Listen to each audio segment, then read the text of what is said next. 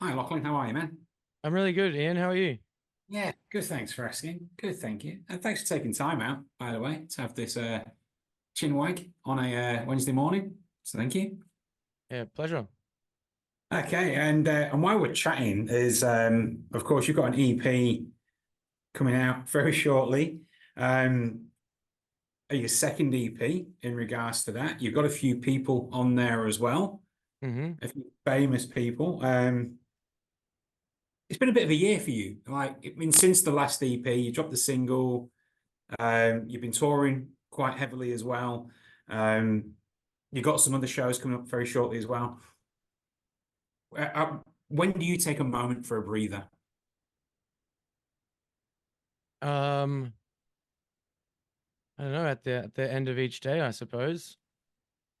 I've been sort of trying to schedule in a holiday for me and my wife for a while, and this year's just been so busy that we were like, all right, we'll go in this month, and then it's like, no, but then those shows are happening, and it's like, what about that month? Then oh, I got to look after those tours then, and then she's like, then she's got to go do something for work the next month, and so I think finally I'll Hmm, get a holiday in December over Christmas. We're gonna go away for a bit. But nice, yeah, very nice. I don't really like Um, staying idle for too long. that's fair enough. That's fair enough. And you have been very, very busy. The last EP was heavily influenced lyrically by the health issues that you'd had. Where does this EP lyrically sit on your journey? So I guess the first EP was influenced by a lot of things, but as I was finishing writing it up, that was when I got first had a seizure that kicked off the my cancer journey, and so that kind of finalized finalized it, and a couple of the songs are very heavily related to that. And then moving on from there, because that was finished before I had my first brain surgery, it was just um kind of more about the realizations of hospitalization and what I was about to go through. And then moving on from there, we did a single last year called "Everyone's Cancelled, Everything's Cancer." Yeah. And because I never really wanted Run to be like a negative kind of project, I wanted it to be sort of more of an inspirational kind of bittersweet thing, as opposed to super angry and pissed off at the world, more of a philosophical vibe. And then I obviously, coming out of a few years of cancer surgeries and COVID and all of chemotherapy and all of that shit, and just all of the personal fallouts from COVID stuff, like I just wanted to bundle all of that up and into one song and just spit it out and be done with it. And that's what I did with Everyone's Cancelled, Everything's Cancer. And moving on from that, I just did not want to be defined by my health issues. I didn't really want to be writing songs about them. I just wanted to move on. And that's like the final lyric in Everyone's Cancelled is "We're leaving it all behind." And that was like, all right, that's the full stop on that shit. And then the new one, True Heaviness is Time. It's kind of about the a realization that I've personally had, I suppose, that despite everything I've been through with those really hard few years, the most brutal thing in life is just the ticking of the clock, and how we'll have to abide by that. And I Hmm. feel like that is a just a heavier concept to ponder than having cancer for me personally. But that's not to say that every song on this new EP is just about like time or anything. It's more just an overarching kind of theme. It's about a lot of the same stuff that the first EP was about, just mortality in general and losing friends to suicide. That's been one of the biggest sort of lyrical driving factors of Run. It kind of got kicked off in the first place by a friend of mine, Shane Collins, who took his own life. Must have been in 2019 or 2018 maybe. And it made me realize that the band I was trying to do at the time was not what I really wanted to be doing, and that life was too short. And yeah, as unfortunate as it is to say, suicide has somehow just remained a very strong theme in Run, because since then there's been several more friends of mine that have gone down that path. And I feel like turning that into music that I know is, I guess, in some ways kind of inspired by my friends who passed, like Sean Kennedy from I Killed the Prom Queen, Ryan from Polaris, like musicians that were friends that I looked up to. But being able to take their deaths and use the negative feelings from that And flip it. into creating something constructive and enjoyable and positive, I think is just the best way I have of dealing with that pain. Yeah, that's fair enough. And of course that now makes, and thank you for being so open there. And that makes sense with obviously like 4 of the songs in the middle are seasons. Yes. So yeah, so I mean, is that part of that concept as well? And they're 3 of the songs that you've got the guest stars on as guest stars. You've got your guests on as well. So I mean, I'm guessing that's part of a story as well. That's kind of more the visual side of things. Like, I think Run is kind of evolving to this, or has evolved to this place where the visuals are almost as important to me as the music, and I get as excited about collaborating on the visual element of it as I do on writing the songs. And I think that the seasons are that's obviously a concept that's very much linked to time. Mm-hmm.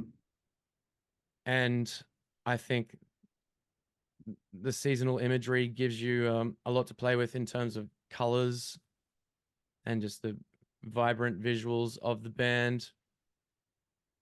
And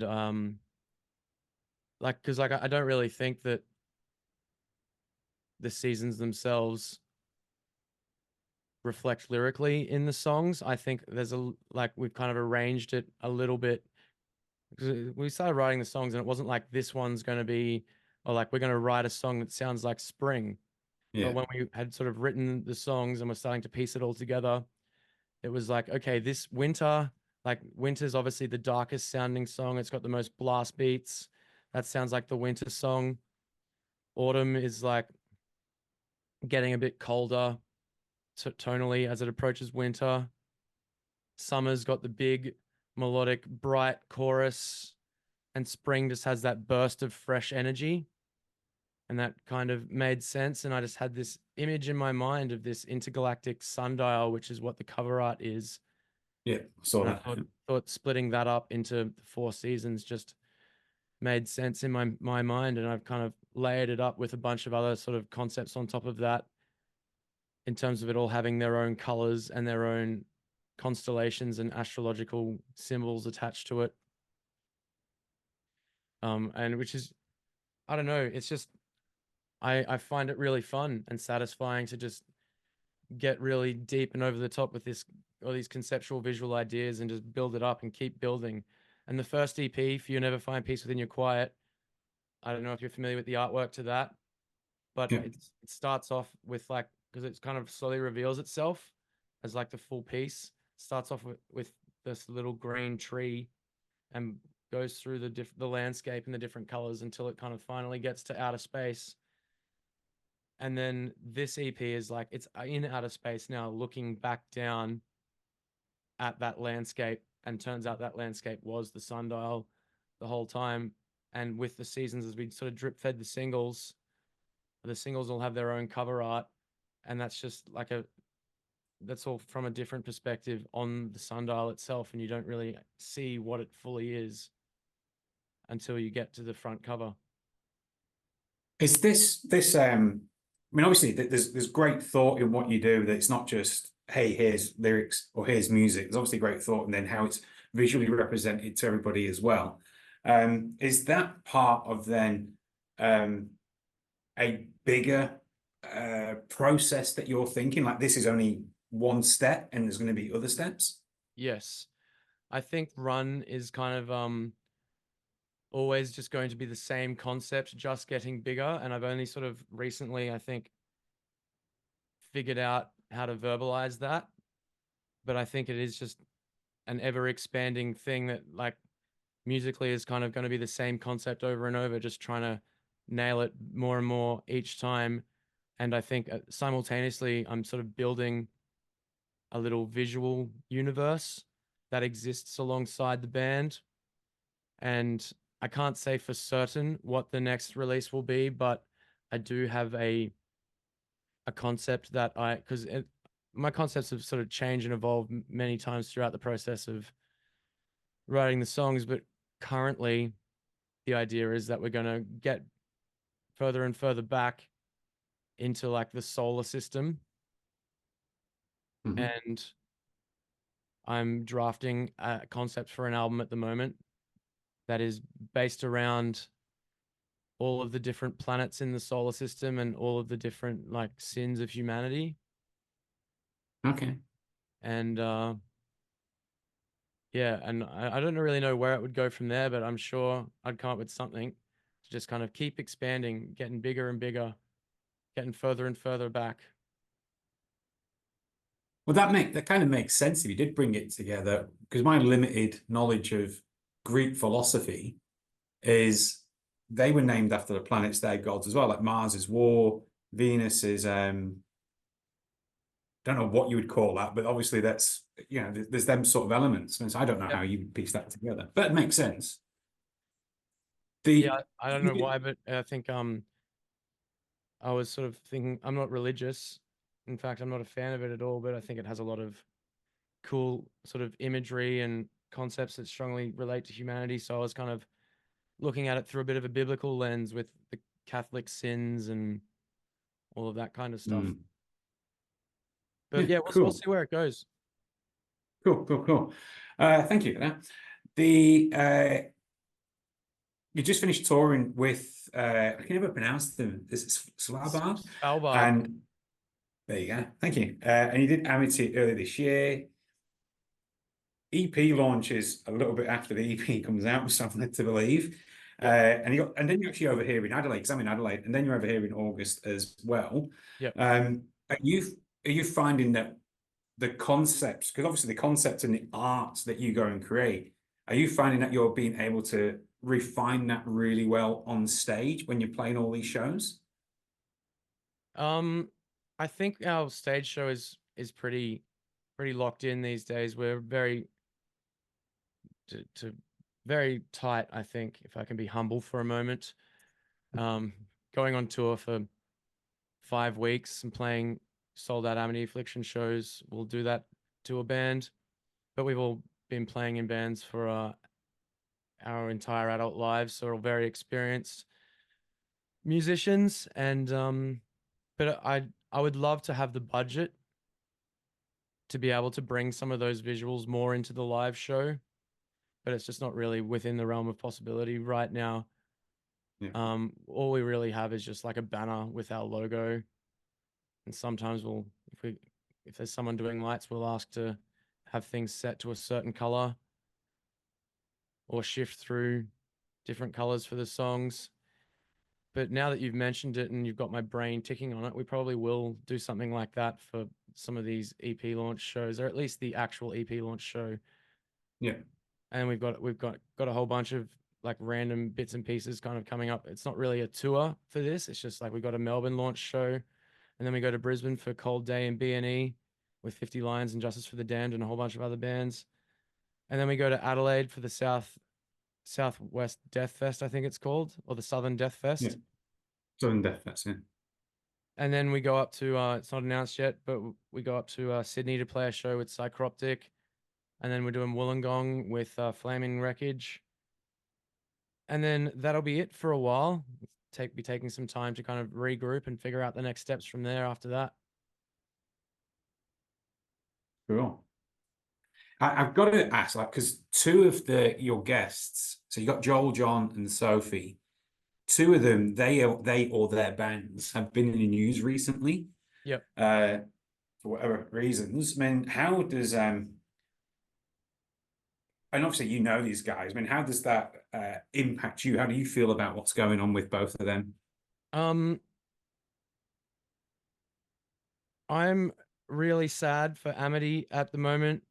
So they've been trying really hard for many years to make Aaron deal with his demons. And I know he just did a year sober. And he did like his first ever European tour completely sober, his first touring ever sober. He did a full Euro tour and a full Australian tour completely sober and was doing really well. And I guess he just got too confident and thought that maybe it was time to get back on the wagon. And essentially the bands had to have a bit of an intervention with him. And he's obviously struggling with all of that mentally, but they've done the right thing, in my opinion, despite what Aaron might have like sprayed on the internet with some of it. They've done the right thing by him with his health in mind, because it's going to end up really horrific if he doesn't get on top of it. And they wouldn't be doing something this severe if it wasn't actually that serious. And with the Trophy Eyes stuff, it's a very, very yucky, brutal situation for everybody involved. But it's the way the media has kind of treated Trophy Eyes over it, and the way that I think a lot of people commenting online have treated John over it is quite unfair, because obviously what happened is a very tragic accident. But Trophy Eyes is not the first band in the world to ignore rules at venues about stage diving and crowd surfing and stuff. And John is just unfortunately a very large man, and he really lucked out on his angle, I suppose. But I do know that Yeah. medically, like from what John's told me, the situation isn't as dire as some of the media outlets have made it out to be. She's not like paralyzed. She is moving again and was within a few days. And she's just missing a little bit of sensation in like the bottom of her toes or something. But in terms of being paralyzed, like some outlets were saying, I don't believe that is the case from what I've been told. And John has been and the band have been in regular contact with her and her family, and they've donated a lot of money to her GoFundMe. And I think they've done the best they can in the situation. Cool. Well, thank you for that. One last question, because I know Tiana will kick me off in about a minute and a bit.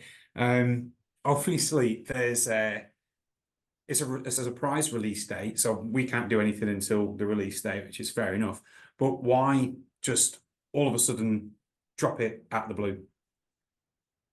Because I just think it's maybe a little bit more exciting that way, and because we already have released 3 singles, people already have 50% of the release.